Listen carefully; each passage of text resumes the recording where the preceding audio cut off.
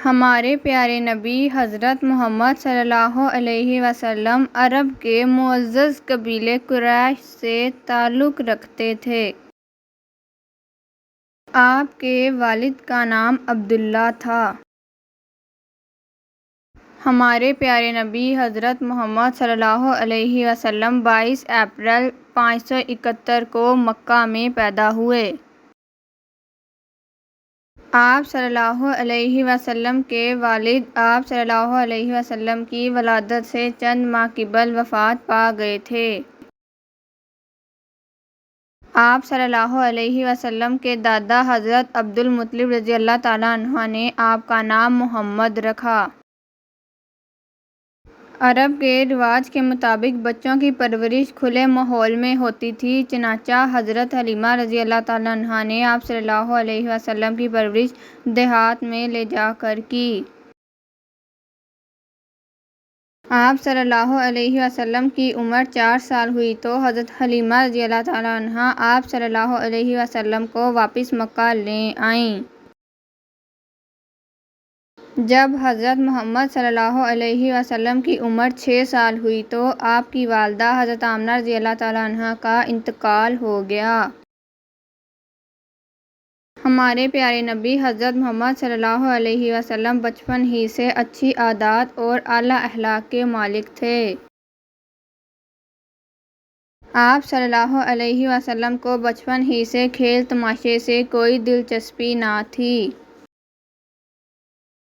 جوانی میں بھی آپ صلی اللہ علیہ وسلم نے بڑی پاکیزہ زندگی بسر کی۔ اس زمانے میں لوگوں میں بے شمار برائیاں تھیں۔ بتوں کو پوجنا، لڑائی جھگڑا، قتل و غارت کرنا اور جوا کھیلنا عام عادت تھی۔ آپ صلی اللہ علیہ وسلم تمام برائیوں سے دور رہتے تھے۔ آپ صلی اللہ علیہ وسلم سچے اور ایماندار تھے، اس لیے لوگ آپ صلی اللہ علیہ وسلم کو صادق اور امین کہہ کر پکارتے تھے۔ آپ صلی اللہ علیہ وسلم کی ان خوبیوں کی وجہ سے عرب کی مالدار خاتون حضرت خدیجہ رضی اللہ تعالیٰ عنہا نے آپ صلی اللہ علیہ وسلم سے شادی کی۔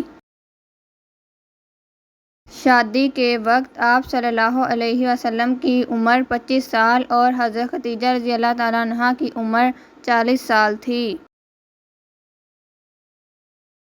آپ صلی اللہ علیہ وسلم عبادت کے لیے غار حرا تشریف لے جاتے تھے۔ آپ صلی اللہ علیہ وسلم نے 40 سال کی عمر میں اعلان نبوت فرمایا۔ آپ صلی اللہ علیہ وسلم نے لوگوں کو تلقین کی کہ صرف ایک اللہ کی عبادت کرو، شرک نہ کرو، بتوں کی پوجا چھوڑ دو، سب انسان برابر ہیں، اچھا وہ ہے جس کے کام اچھے ہیں، برائی سے بچو، عورتوں اور غلاموں سے اچھا سلوک کرو۔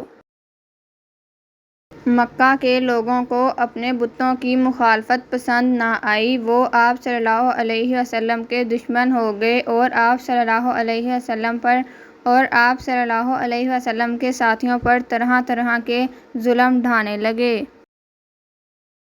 کفار کے ظلم سے تنگ آ کر آپ صلی اللہ علیہ وسلم کو اور آپ صلی اللہ علیہ وسلم کے ساتھیوں کو مکہ سے مدینہ ہجرت کرنی پڑی۔